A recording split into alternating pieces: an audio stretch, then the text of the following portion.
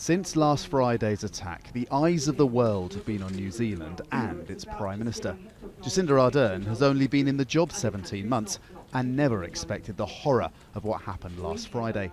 Speaking to Al Jazeera, she says she appreciates the sympathy the country's received. We feel all of the support and condolences that have been shared with us from around the world, and particularly from the global Muslim community. And I think on behalf of New Zealand and on behalf of the New Zealand Muslim community, I say thank you for that support. We have felt it very strongly.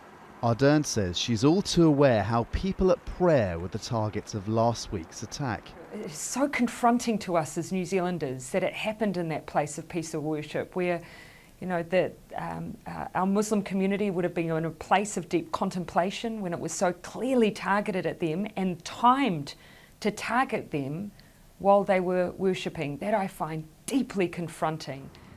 The Prime Minister says the gunman was motivated by hate and ideology, and that makes him a terrorist.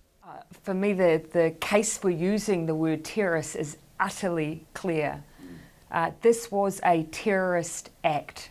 This was a direct attack, a very direct attack, a deliberate attack on New Zealand's Muslim community. We should call it what it is.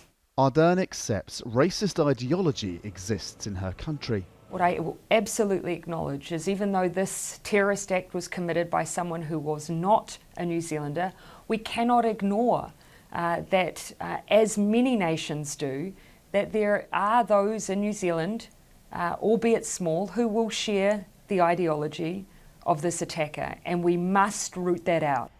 She says social media needs to be better policed globally, and she'll give details of her proposals to tighten gun laws later this week. It's my belief that when we come to announce the decisions that have been made by us as a government, I actually believe that New Zealanders who currently hold guns for legitimate use, that they will be with us, that they will absolutely see the need for the reform that we're proposing and why it is being proposed.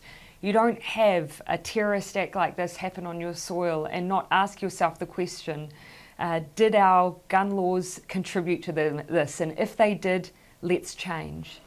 The Prime Minister says to mark the passing of a week since the attack, a 2-minute silence will be held nationwide on Friday, along with a broadcast of the Muslim call to prayer. The message that I'm sharing is actually just a message on behalf of the New Zealand people. We are an inclusive, peaceful nation. We are a people in grieving alongside our Muslim community. And so that is who we are, and that is simply what I'm communicating. Andrew Thomas, Al Jazeera, Christchurch.